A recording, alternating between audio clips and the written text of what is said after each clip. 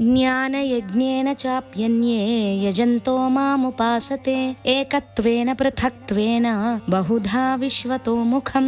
భగవంతుణ్ణి మనం 3 రకాలుగా భావిస్తాం. మొదటిది, భగవంతుడు ఈ అనంత విశ్వాన్ని సృష్టించాడు, అంటే భగవంతుడు వేరు, ప్రకృతి వేరు. రెండవ భావన, భగవంతుడు సృష్టించడమే కాదు, అంతటా ఆయనే అయి ఉన్నాడు, అన్నింటిలోనూ ఆయనే ఉన్నాడు. మూడవ భావన, అసలు ఈ సృష్టి అంటూ ఏమీ లేదు, అంతా మిథ్య, ఆభాస, మనం కల్పించుకున్నది. ఉన్నది ఒక్క బ్రహ్మ పదార్థమే, అదే నేను, బ్రహ్మ సత్యం, జగన్ మిథ్య. ఇది పరమాత్మ గురించిన ఒక భావన. భగవంతుణ్ణి పూజించే వాళ్ళు 2 రకాలు. జ్ఞాన యజ్ఞంతో పూజించే వాళ్ళు, వారు అద్వైత భావాన్ని ఆశ్రయిస్తారు. అలా కాకుండా కొంతమంది పరమాత్మ ఒక్కడే అన్నింటిలోనూ ఆత్మ స్వరూపంతో వెలుగుతున్నాడని భావిస్తారు. మరికొందరు పరమాత్మ వివిధ దేవతా స్వరూపాలతో ఉన్నాడని భావించి వివిధ దేవతా రూపాలను పూజిస్తూ ఉంటారు. ఎవరి సంస్కారాన్ని బట్టి వారు పూజిస్తూ ధ్యానిస్తూ ఉంటారు. ఎవరు ఏ రకంగా ఏ విధంగా పూజించినా ఆ పూజలన్నీ పరమాత్మకే చెందుతాయి.